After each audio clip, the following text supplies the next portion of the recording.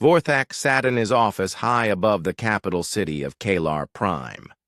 Through the tall windows, he could see the massive ships of the Imperial fleet floating in the sky like metal clouds. Each ship was bigger than most cities. Each one carried enough firepower to destroy a planet. For 3,000 years, the Kalari Empire had ruled the galaxy with these ships. No one had ever said no to them and lived. Today, Vorthak had a new assignment. His commander had given him files about a new species. They called themselves humans. They came from a small yellow star far from the center of the galaxy.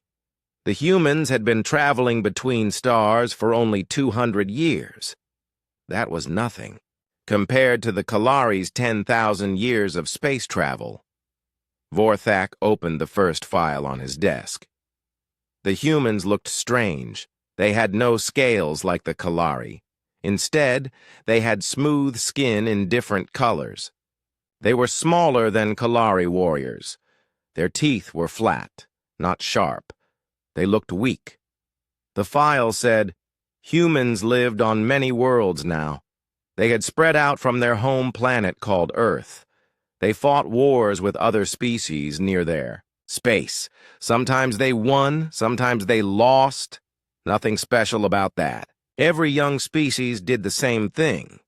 Vorthak read about the Terran-Centauri conflicts. The humans had fought another species called the Centaurians. The war lasted 5 years. Both sides used simple weapons. Both sides fought over mining rights. To some asteroids, the humans won because they had more ships. Basic strategy. Nothing interesting. He read about the Proxima Station siege next. A group of human rebels had taken over a space station. The human government sent ships to take it back. The siege lasted 3 months.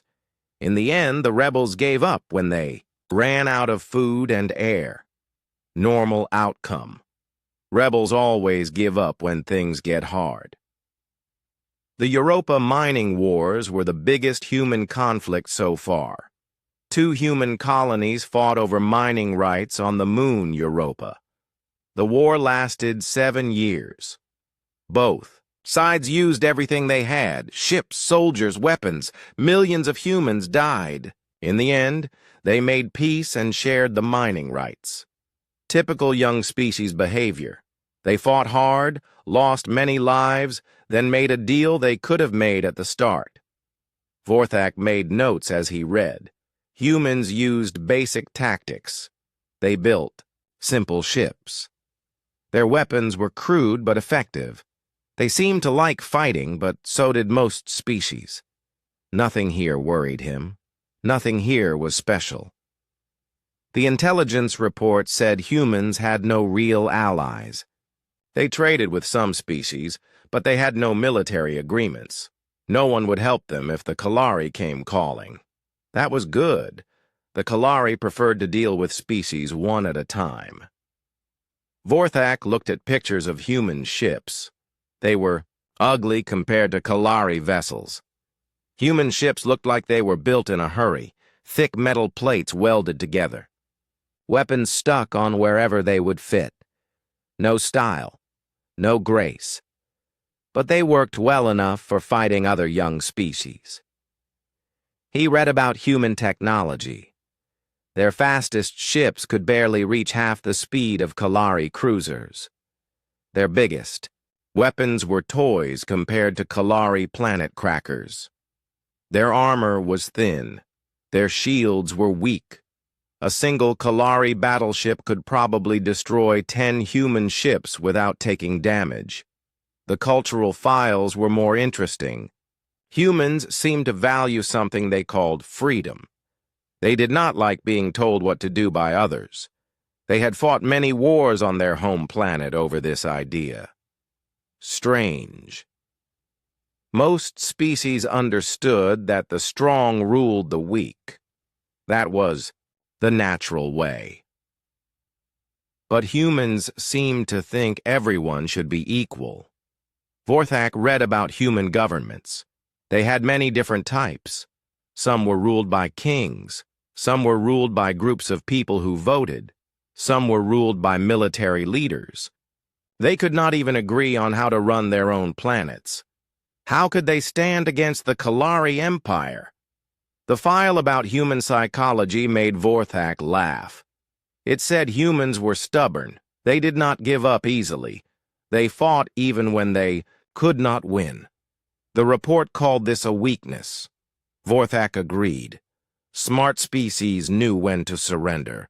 Smart species saved lives by giving up when defeat was certain. Only stupid species kept fighting hopeless battles. Vorthak finished reading and leaned back in his chair. He had seen this story many times before. A young species discovered space travel. They fought some small wars. They thought they were strong. Then the Kalari Empire arrived and showed them the truth. Most species joined the Empire willingly once they saw Kalari power. The smart ones became useful vassals. The stupid ones were destroyed. He began writing his report. The humans would follow the standard pattern. They would see the Kalari fleet and surrender quickly. They might try to negotiate better terms, but they would accept vassalage in the end. They had no choice. Vorthak recommended using the standard subjugation protocol. Send a large fleet to their border worlds. Destroy a few ships to show Kalari power. Demand surrender. Accept their submission. Add their territory to the Empire. Simple and clean. He estimated the campaign would take no more than 6 standard cycles. That was about 3 months in human time. Most of that would be travel time between their scattered worlds. The actual fighting would be over in days, maybe weeks at most. The door to his office opened. High Marshal Bextar walked in. He was the supreme commander of all Kalari military forces. His scales were dark blue with silver edges. Scars from 100 battles marked his arms and face. He had conquered more worlds than any other Kalari in history. "What do you think of these humans?" Bextar asked. Vorthak handed him the report. "Nothing special, High Marshal. Another young species that needs to learn their place. The 7th Conquest Fleet should be enough. Maybe too much." Bextar read the report quickly. He nodded as he read. "Good. We need an easy victory. The Senate wants to expand the Empire's borders before the next election cycle. These humans will do nicely." "When do we begin?" Vorthak asked. "Tomorrow. The 7th Fleet is already prepared. 500 ships. We will show these humans what real power looks like." Bextar smiled, showing his sharp teeth. Another primitive species to be cataloged and controlled. Vorthak watched through his window as the great ships began to move. They turned toward the edge of the system where they would jump to human space. Soon, the humans would learn what every other species in the galaxy had learned. The Kalari Empire was unstoppable. Resistance was pointless. Survival meant submission. He made one last note in his log. Another primitive species to be cataloged and controlled. Then he closed the file and went home. The war would be over before he finished his next report. The Kalari 7th Conquest Fleet dropped out of hyperspace at the edge of the new Sol system. Vorthak stood on the bridge of the flagship watching the tactical display. 500 Kalari ships formed perfect battle lines. Each ship was a work of art. Smooth curves, polished metal, weapons that could melt asteroids. This was how a real fleet should look. In front of them, the human world of New Sol spun slowly in space. It was a green and blue planet, much like Earth. Cities dotted the surface. Orbital stations hung in space around it. Everything looked peaceful. Everything looked normal. "Sir, we are detecting human ships," the scanner operator reported. Vorthak looked at the display. 47 ships. They were small compared to Kalari vessels. They looked rough and ugly, thick armor plates, weapons mounted wherever they would fit. No style at all. "Is that all of them?" High Marshal Bextar asked. "Yes, sir. 47 ships total. 3 cruisers, 12 destroyers, 32 smaller vessels." Bextar laughed. "They cannot be serious. 47 ships against 500? Do they think this is a joke?" Vorthak studied the human formation. The ships were not running away. They were not hiding behind the planet. They were moving forward to meet the Kalari fleet. Strange. Most species would try to delay or negotiate when facing such odds.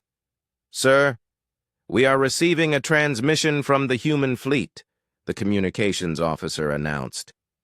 "Put it on screen," Bextar ordered. A human face appeared on the main display. He looked middle-aged with gray hair and serious eyes. His uniform was simple but clean. Behind him, Vorthak could see other humans working at their stations. None of them looked afraid. "I am Commander Quan Tai Ho of the Terran Defense Force. You have entered human space without permission. State your business here."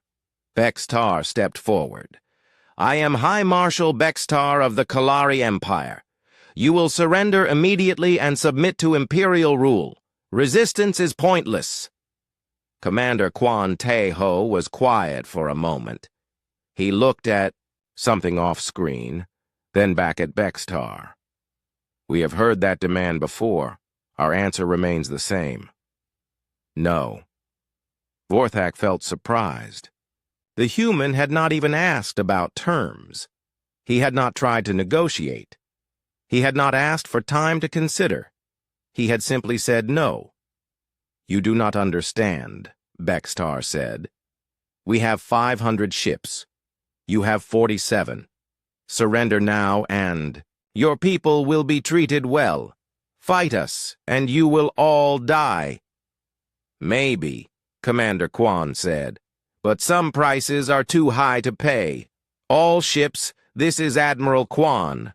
Execute Battle Plan Delta for humanity." The transmission ended. The human ships began to move.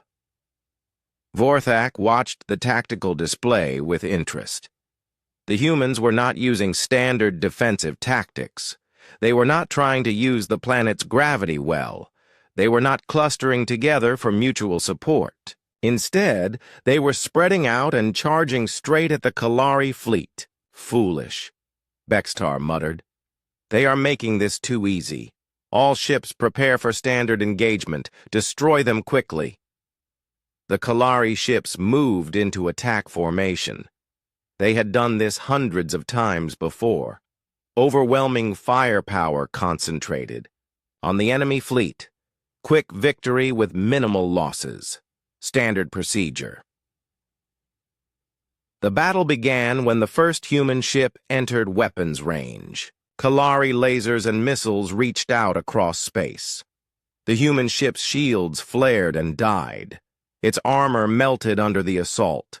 In seconds, it was a drifting wreck. But something was wrong. The human ship had not tried to avoid the fire. It had flown straight into the Kalari weapons. More strangely, the crew had not ejected when their ship was dying. They had stayed at their posts until the end. The second human ship died just as quickly. Then the third. But each one took longer to kill than expected. The humans kept fighting, even when their ships were falling apart. They kept shooting even when they had no chance to win. "Sir, the human destroyer is on a collision course with our third battle cruiser," the tactical officer reported. Vorthak looked at the display. A human destroyer was diving straight at one of their largest ships. Its hull was cracked. Its weapons were dead. But it was still moving. "Tell the battle cruiser to move," Bextar ordered. "They are trying, sir, but the human ship is too close." Vorthak watched in shock as the human destroyer slammed into the Kalari battlecruiser. Both ships exploded in a ball of fire. Thousands of Kalari warriors died in an instant. "Was that an accident?" Bextar asked. Before anyone could answer, another human ship broke away from the battle. It too was heavily damaged. It too was flying straight at a Kalari ship. No accident, Vorthak said quietly. They are doing it on purpose. The second ramming attack destroyed another Kalari cruiser. Then a third human ship did the same thing. Then a fourth. What kind of species does this? The weapons officer asked. They are killing themselves for nothing. Vorthak said nothing. He was beginning to understand that the humans were not killing themselves for nothing. They were trading their lives for Kalari ships. One human destroyer could destroy one Kalari battlecruiser if the crew was willing to die. And they were willing. The battle lasted 3 hours. In the end, all 47 human ships were destroyed, but they had taken 89 Kalari ships with them. Almost one ship for every 2 they lost. That should have been impossible. How? Bextar stared at the wreckage floating in space. How did they do this much damage? Vorthak had been asking himself the same question. He had watched every moment of the battle. The humans had not used superior tactics. They had not had better weapons. They had simply refused to give up. Even when their ships were dead, they had kept fighting. "Sir, we are receiving another transmission," the communications officer said. "It is from the planet." A new human face appeared on screen. This one was female with kind eyes and graying hair. She wore a different uniform than the military commander. I am Dr. Park Soo-jin, representing the civilian government of New Seoul. I want to speak with whoever is in charge. I am High Marshal Bextar. Your military has been destroyed. Surrender now, or we will bombard your planet. Dr. Park Soo-jin looked sad, but not afraid. Commander Kwan was my friend. He was a good man. He died doing his duty. His duty was to surrender when defeat was certain. He chose to waste lives instead. No, Dr. Park said firmly. His duty was to defend our freedom. That is what he did. That is what we will all do. Your fleet is gone. You cannot resist. Dr. Park smiled, but it was not a happy smile. Our fleet is gone from this system. But we have other fleets, other worlds, other people who will not bow to you. You have won this battle, but you have not won this war. The transmission ended. Vorthak stared at the empty screen.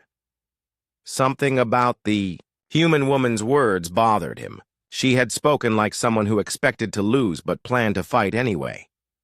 "Sir," the scanning officer called out. "We are detecting movement on the planet's surface, multiple launch signatures." "Missiles?" Bextar asked. "No, sir. Escape pods. Thousands of them. They are scattering in all directions."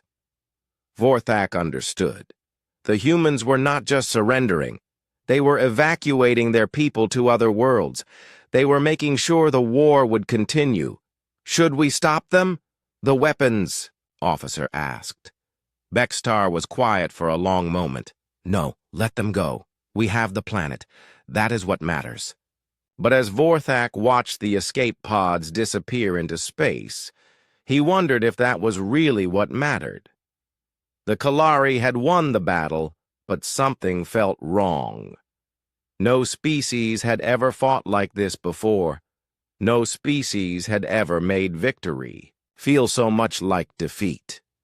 He began writing his report, but the words would not come easily. How could he explain what he had seen? How could he describe ships that fought until they exploded? How could he report crews that chose death over surrender? For the first time in his career, Vorthak requested additional intelligence reports. He needed to understand these humans better. He needed to know why they fought the way they did. Something told him this war was not going to be as simple as he had thought.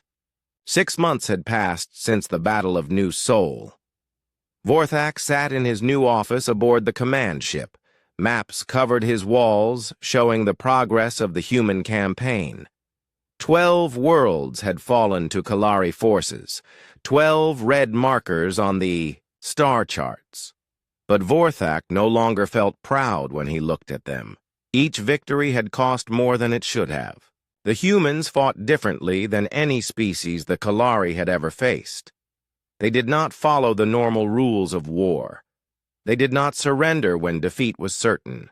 They kept fighting until every last one of them was dead. Vorthak picked up a datapad and read the latest battle report. The world of New Busan had fallen 3 weeks ago. The orbital battle had been quick. The human fleet was outnumbered 5-1. They had lost in 2 hours. Standard result. But the ground fighting was still going on. Captain Lee Hai-wan commanded the human marines on New Busan.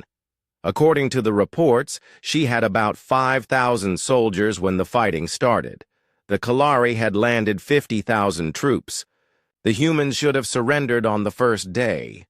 Instead, they had retreated into the mountains and kept fighting.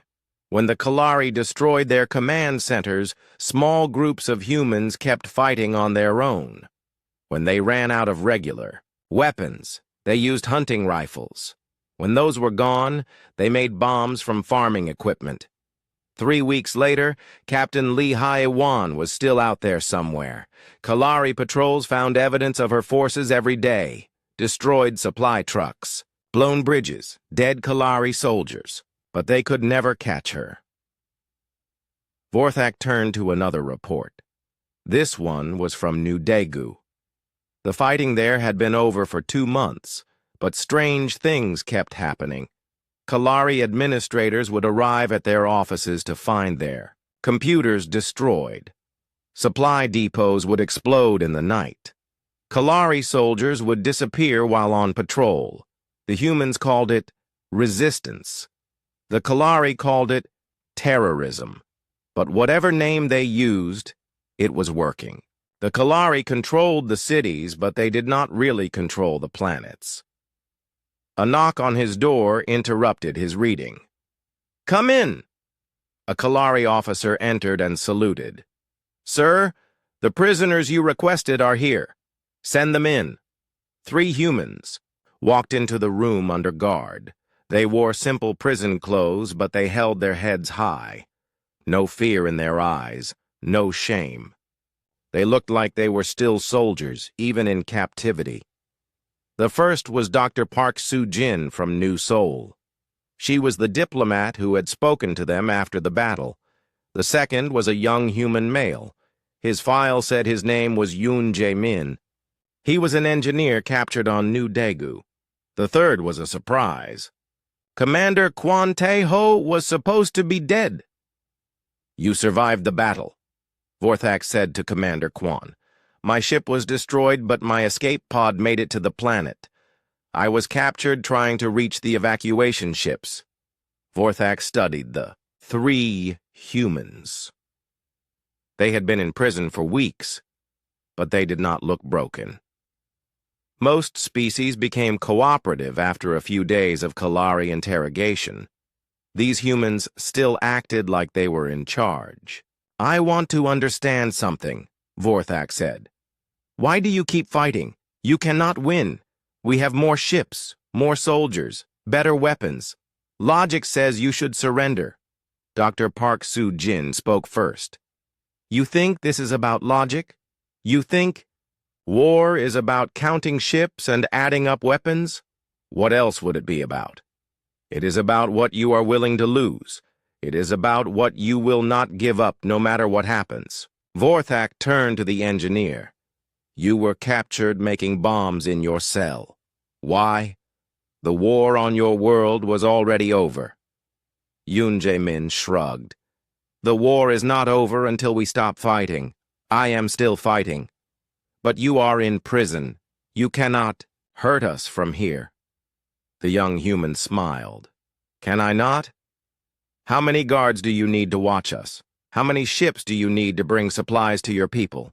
How many soldiers do you need to patrol our worlds? Every resource you use watching us is a resource you cannot use somewhere else.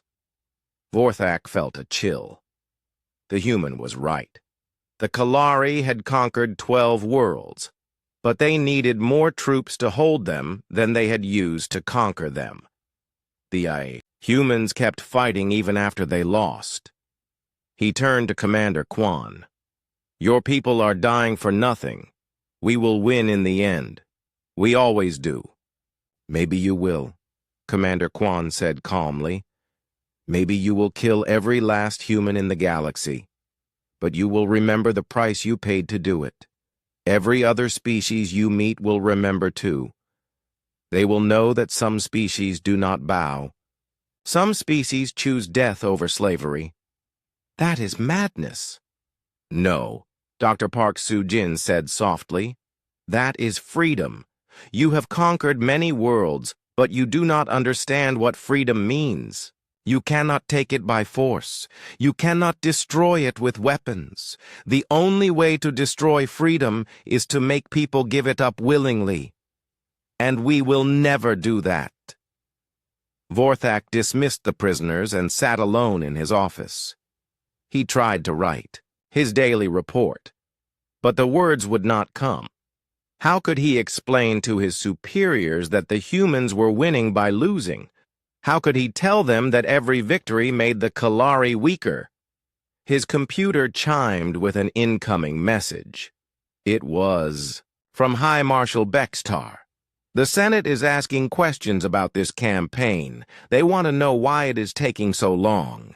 They want to know why we need so many ships to hold human worlds. Give me answers, Vorthak. Vorthak stared at the message for a long time. What answers could he give? That humans did not follow the rules, that they fought wars with their hearts instead of their minds, that they would rather die than live as slaves? He began typing his response. The humans are unlike any species we have faced before. They do not fight for territory or resources. They fight for ideas. They fight for concepts that cannot be destroyed with weapons. Each world we conquer becomes a burden instead of a prize. Each victory costs us more than defeat would cost them.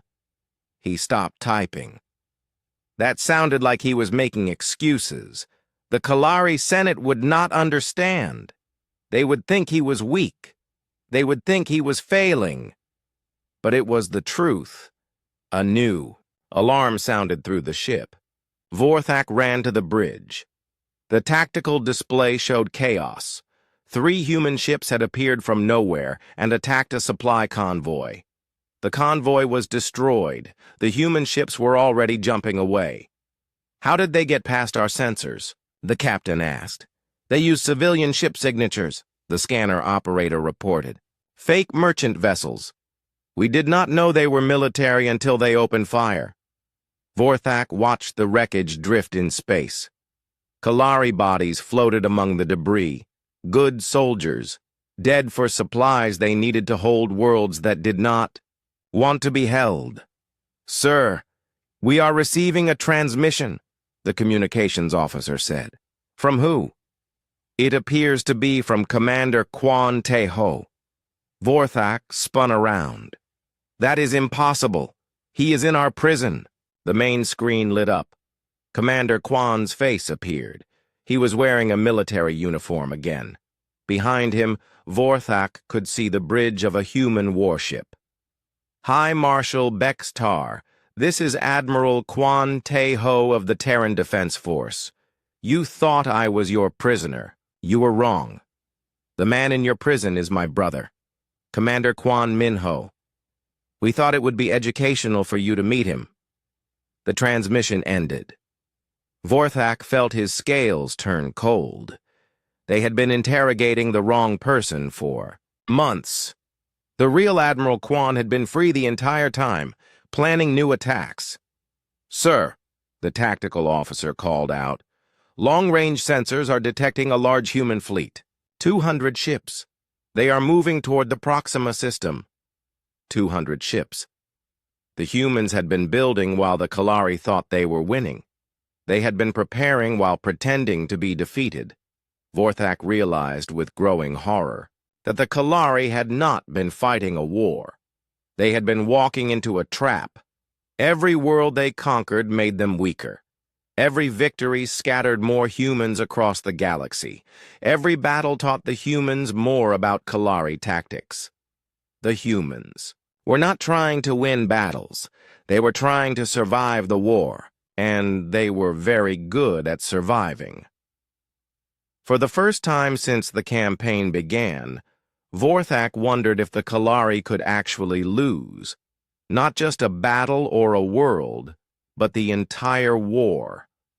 The thought terrified him more than he wanted to admit. He began writing a new report. This one would not talk about victories or conquered worlds. This one would warn the Kalari High Command that they were fighting something they had never faced before. They were fighting an idea. And ideas, Vorthak was learning, were much harder to kill than ships. 2 years had passed since the Kalari Empire first met humanity. Vorthak stood in the ruins of what had once been a human library on the world of New Daegu. Broken books lay scattered across the floor. Computer terminals hung dark and dead. But some files had survived, and Vorthak was reading them with growing alarm. The campaign was not going as planned. The Kalari had conquered 30 human worlds, but they controlled none of them completely. Human resistance fighters attacked. Kalari forces every day. Supply lines were constantly under threat. The cost of holding human territory was becoming greater than the value of the territory itself. High Marshal Bex Tar had been relieved of command. The Kalari Senate was asking hard questions. Some members were suggesting that the Empire should simply destroy all human worlds and be done with it. But Vorthak knew that would not solve the problem. Humans lived on too many worlds now. Destroying them all would take decades and cost resources the Empire could not spare. Vorthak picked up a data tablet from the debris. It contained human historical records. He had been studying them for weeks, trying to understand why humans fought the way they did. What he found disturbed him more than any battle report. The first file was about something called World War II. Vorthak read about a species that had fought a war where entire populations became soldiers. Men, women, even children had participated in the fighting. Cities had been destroyed, but the humans kept fighting. Millions had died, but they did not surrender. He read about resistance movements in occupied territories, humans who fought against occupying armies even when they had no hope of winning. They blew up bridges, attacked supply convoys, and gathered intelligence for their allies. They did this knowing they would be killed if they were caught. Vorthak found records of something called the Korean War. Human soldiers had fought in winter conditions that should have killed them. They had held positions against impossible odds. One battle described humans fighting for a single hill for months. Thousands died for a piece of ground that had no strategic value, but they kept fighting because giving up was not acceptable. The Vietnam War files were even more disturbing. A technologically advanced human nation had fought a less advanced one for years. The advanced nation had better weapons, more ships, superior training. They should have won quickly. Instead, they were forced to withdraw after a decade of fighting. The less advanced humans had simply refused to give up. Vorthak began to understand that this was normal for humans. They had spent their entire history fighting wars where surrender was not an option. They had developed a culture where death was preferable to defeat. They called it honor, but Vorthak was beginning to think it was something deeper than that. A communication alert interrupted his reading. The screen showed Admiral Kwon Tae-ho's face. He looked older than he had 2 years ago. His hair was completely gray now, and new scars marked his face. But his eyes were still determined. "Vorthak," Admiral Kwan said, "I know you are there. I want to talk." Vorthak activated the reply function. "Admiral Kwan, you seem to know my name. I know many things about you, Vorthak. I know you have been studying our history. I know you are trying to understand us.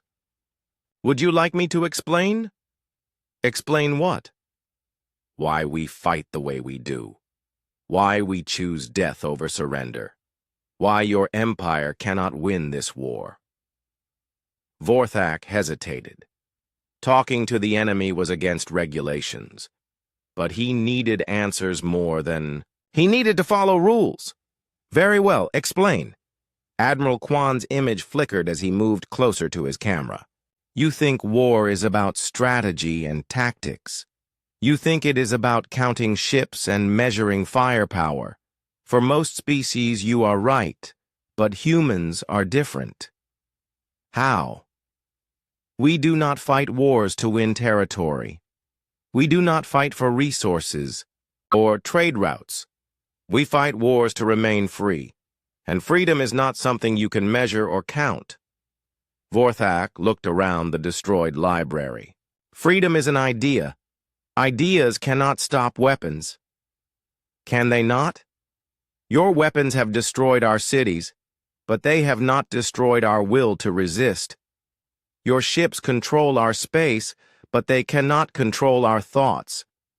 You have conquered our worlds, but you have not conquered our people.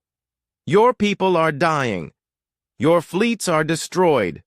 Your worlds are occupied." Admiral Kwan smiled sadly. "And yet we are still here, still fighting, still free in the only way that matters." Before Vorthak could respond, alarms began sounding throughout the building. Kalari soldiers ran past the library windows. Explosions echoed from the direction of the spaceport. "What is happening?" Vorthak demanded. "My people are reminding you that this world is not really yours," Admiral Kwan said. "We left you a gift. Every occupied world in human space is receiving the same gift right now." The transmission ended. Vorthak ran outside and looked toward the spaceport. Huge fires were burning where the Kalari ships had been parked. Secondary explosions lit up the sky as fuel tanks detonated. The main communication array was collapsing in a shower of sparks. A Kalari officer ran up to him. "Sir, we are under attack. Resistance fighters have hit every major installation simultaneously. The spaceport is destroyed. The garrison is cut off. We need immediate evacuation." Vorthak looked at his portable communicator. Similar reports were coming in from every human world. The attacks had been perfectly coordinated. Someone had been planning this for months, maybe years. Then he heard it. A woman's voice speaking from hidden speakers throughout the city. It was Dr. Park Soo-jin, the diplomat from New Seoul. "People of New Daegu, this is Dr. Park Soo-jin speaking for the Free Human Alliance. Remember who you are. Remember what we fight for. Remember that freedom is not something others can give you or take away. It is something you choose for yourself." Her voice continued. But Vorthak was no longer listening to the words. He was thinking about what she had said before. Freedom was not something that could be given or taken. It was something that was chosen. The Kalari had been trying to take something that could not be taken. They had been trying to destroy something that could not be destroyed. Every human they killed made the survivors more determined. Every world they conquered became a source of new resistance. Vorthak realized with crystal clarity that the Kalari Empire was fighting an entire species' will to exist. They were not fighting armies or fleets. They were fighting the idea that some things were worth dying for, and ideas, once planted, were impossible to destroy. A rescue ship arrived to evacuate the Kalari forces from New Daegu. As Vorthak flew away from the burning world, he looked down at the cities below. Human faces looked up at the ship. They were not celebrating yet, but they were not afraid either. They looked like people who knew they would be free again someday. That night, Vorthak sent a priority message to the Kalari High Command. It was not a battle report or a tactical analysis. It was a warning. "We are not fighting a military campaign," he wrote. "We are fighting an entire species' will to remain free. Every victory makes us weaker. Every conquest costs us more than we gain. The humans do not need to defeat us in battle. They only need to survive long enough for us to defeat ourselves." He paused before sending the message. Then he added one more line. "I recommend immediate negotiations for peace. We cannot win a war against an idea." The message was sent. Vorthak did not know if anyone would listen, but he knew with certainty that if the Kalari Empire continued fighting this war, they would lose. Not because the humans were stronger, but because they were willing to pay any price for their freedom. And some prices, Vorthak was learning, were too high for any empire to afford.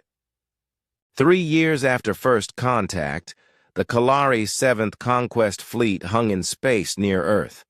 What had once been 500 pristine warships was now a battered collection of 200 damaged vessels. The proud fleet that had expected easy victory was now fighting for its survival. Vorthak stood on the bridge of the command ship, watching the tactical display with grim fascination. Earth was surrounded by every human ship that could fly. Military vessels, merchant ships, mining, barges, even civilian transports had been armed with whatever weapons they could carry. Thousands of ships defended humanity's home world. The sight should have been encouraging. The Kalari still had superior firepower. Their ships were still better armed and armored. But Vorthak had learned to fear human determination more than human weapons. "Sir, the human fleet is moving into attack formation," the tactical officer reported. "How many ships?" the new fleet commander asked. High Marshal Bextar's replacement was a younger Kalari named General Vexthar. He still believed the Empire could win through superior force. "Approximately 4,000 vessels, sir. Most are civilian craft with minimal armament." General Vexthar laughed. "Merchants and miners against the Imperial fleet? This will be a slaughter." Vorthak said nothing. He had seen too many battles where human merchants fought like professional soldiers. He had watched mining ships ram Kalari battlecruisers. He had learned that humans did not distinguish between military and civilian when their home was threatened. A communication request appeared on the main screen. General Vexthar accepted it. Admiral Quan Taeho's face appeared, but he looked different now. He wore a simple uniform with no decorations. His hair was white and his face was lined with exhaustion, but his eyes still burned with the same determination Vorthak had seen 3 years ago. "General Vexthar," Admiral Quan said. "I am Admiral Quan Taeho, Supreme Commander of Terran Defense Forces. I offer you one chance to withdraw from this system peacefully." "Admiral Quan," General Vexthar replied. "You are surrounded. Your worlds are occupied. Your fleets are scattered. Surrender now, and I will allow your people to live as imperial subjects." Admiral Quan was quiet for a moment. When he spoke again, his voice was sad but firm. "We tried to make you understand. We tried to show you that some things cannot be conquered, but you refused to listen." "What are you talking about?" "Freedom, General. We are talking about freedom. You think it is something you can take with guns and ships. But freedom lives in the hearts of free people. It cannot be destroyed as long as those people are willing to die for it. Enough philosophy, General Vexthar snapped. Surrender or die. Admiral Quan nodded slowly. We choose to remain free. The transmission ended. General Vexthar turned to his weapons officer. All ships, prepare for final assault. We end this today. But before the Kalari could attack, something unprecedented happened. Every human ship in the system began broadcasting the same message. It was Dr. Park Soo-jin's voice, but older now, speaking with the authority of someone who had helped lead a 3-year resistance. Citizens of Earth, citizens of humanity everywhere. Today we make our final stand, not just for our world, but for the idea that free people should remain free. We cannot guarantee victory, but we can guarantee that we will never surrender. We will fight with everything we have. We will fight until the last ship is destroyed and the last human draws breath. And when we are gone, the galaxy will remember that humanity chose freedom over slavery, death over chains. Vorthak felt a chill run through his scales. The humans were not just preparing to fight, they were preparing to die fighting. All of them. The battle began with a coordinated human assault. Thousands of ships charged the Kalari lines. Civilian vessels led the attack, soaking up Kalari fire so military ships could get close enough to use their weapons. Mining ships loaded with explosives rammed Kalari cruisers. Merchant vessels armed with improvised weapons attacked from all directions. Vorthak watched in horror and fascination as the human fleet dissolved into chaos that somehow had purpose. Ships that should have retreated kept advancing. Crews that should have ejected stayed at their posts. Vessels that should have exploded kept fighting with manual controls and emergency power. "Sir," the tactical officer called out, "the humans are not trying to win this battle. They are trying to damage us as much as possible before they die." General Vexithar stared at the display. What kind of species does this? Vorthak had been asking himself the same question for 3 years. Now he finally had an answer. A species that values freedom more than life, he said quietly. The battle raged for hours. Human ships died by the hundreds. But each one took Kalari vessels with them. The mathematics of the engagement were clear. If the humans were willing to trade one ship for one ship, they would win through numbers alone. But they were willing to trade more than that. They were willing to trade everything. Vorthak watched Admiral Quan's flagship, heavily damaged but still fighting. Its weapons were dead. Its engines were failing. But it kept moving toward the Kalari command ship. "Sir, the human flagship is on a collision course," the helmsman reported. "Evasive maneuvers," General Vexthar ordered. But it was too late. Admiral Quan's ship, its hull cracked and bleeding atmosphere, slammed into the Kalari command vessel. Both ships erupted in fire and debris. In the explosion, Vorthak saw something that would haunt him forever. Through a breach in the human ship's hull, he glimpsed the bridge. Admiral Quan was still at his command station, still giving orders. Even as space claimed his ship, the tactical display showed the horrible truth. The Kalari were winning, but they were also dying. At this rate, both fleets would be destroyed, and the humans had more ships coming from other systems. "Sir," the communications officer called out, "priority message from Kalar Prime. The Senate is ordering immediate withdrawal from human space." General Vexthar spun around. "What? We are winning!" "No, sir," Vorthak said quietly. "We are losing. We have been losing since the day we entered human space." Before General Vexthar could respond, the scanner operator made an announcement that changed everything. "Sir, massive energy buildup detected on Earth's surface. It appears the humans are preparing to detonate their own planet." The bridge fell silent. Even General Vexthar stared at the display in shock. "They would not," he whispered. "They would not destroy their own home world." Vorthak looked at the readouts. The energy signatures were consistent with a planet-killer weapon. But this one was pointed inward, not outward. The humans were prepared to turn Earth itself into a weapon against the Kalari fleet. "Sir," Vorthak said, his voice steady despite his inner turmoil. "Request permission to contact the human leadership directly. You do not have authority to—" "I am invoking emergency protocols," Vorthak interrupted. "This situation requires immediate de-escalation." He opened a communication channel before General Vexthar could stop him. Dr. Park Soo-jin's face appeared on screen. She looked tired beyond measure, but her resolve was unshaken. "Dr. Park, this is Vorthak of the Kalari Empire. I know you remember me." "I remember you, Vorthak. You were the one trying to understand us." "I am still trying to understand." "Are you really prepared to destroy your own world?" Dr. Park Soo-jin nodded sadly.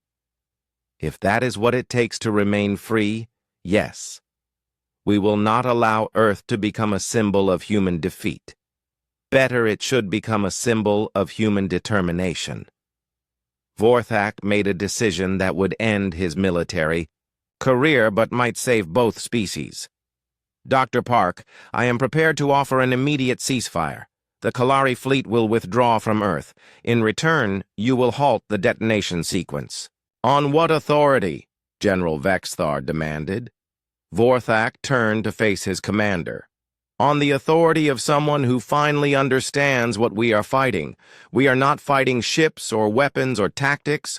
We are fighting the human spirit. And that is a war we cannot win." Hours later, as the Kalari fleet jumped away from Earth, Vorthak began writing his final report. It would be read by the Kalari Senate, by military historians, and by anyone who wanted to understand how the mighty Kalari Empire had been stopped by a species they had once considered primitive. "I thought I understood war," he wrote. "I understood conquest, tactics, and strategy. But I never understood that some species would rather face extinction than accept subjugation. Humanity has taught me that true strength is not in the ability to conquer, but in the refusal to be conquered. The Kalari Empire defeated human fleets, conquered human worlds, and killed millions of human beings. But we could not defeat the idea of human freedom. We could not conquer the human spirit.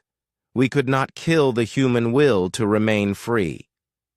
In the end, we learned that there are some things more powerful than weapons, some things more important than victory, some things worth dying for.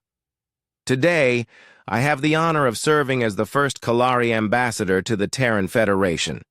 I spend my days working with the same humans we once tried to conquer. They bear us no hatred, though we gave them every reason to hate us. They offer us friendship, though we offered them only chains. They have taught me that strength is not measured in ships or weapons, but in the courage to stand for what you believe, no matter the cost. They have shown me that the strongest fortress is not built of metal and energy shields, but of free hearts and unbreakable spirits.